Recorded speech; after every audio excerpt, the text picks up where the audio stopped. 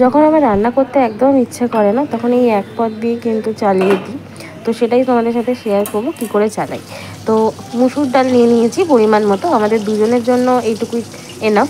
তো এক টুকরো আলু, যেটা আমি খোসা ছাড়িয়ে লম্বা লম্বা করে কেটে নিয়েছি, আর এক টুকরো গোটা পেঁয়াজ, বড় একটা পেঁয়াজ, তার সাথে 5-6টা রসুন কুচি, যেটা আমি খোসাটা ছাড়িয়ে নিয়েছিলাম, লম্বা লম্বা করে রেখেছি আর কাটিনি।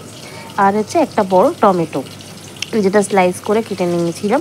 আর 4টে লঙ্কা, ঝাল যে এরকম পরিমাণ মতো খায়। আর 1 টেবিল চামচ নুন দিয়েছিলাম স্বাদ মতো।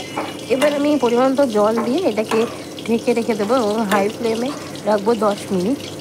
10 মিনিট আমি এইভাবেই কিন্তু ঢাকা দিয়ে এটাকে রেখে দেব।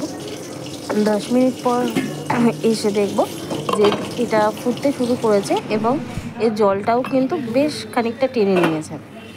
তো ঢাকনাটা সরিয়ে আমি একটুখানি নাড়াচাড়া করে নিচ্ছি, যাতে যে জলটুকু রয়েছে সেই জলটুকু যেন টেনে নেয় এর মধ্যে। কারণ এটা পুরো একটু শুকনো শুকনো না হলে কিন্তু ভালো লাগবে না খেতে।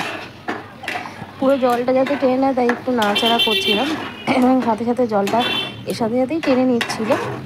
এবার এটাকে নামিয়ে দেবো।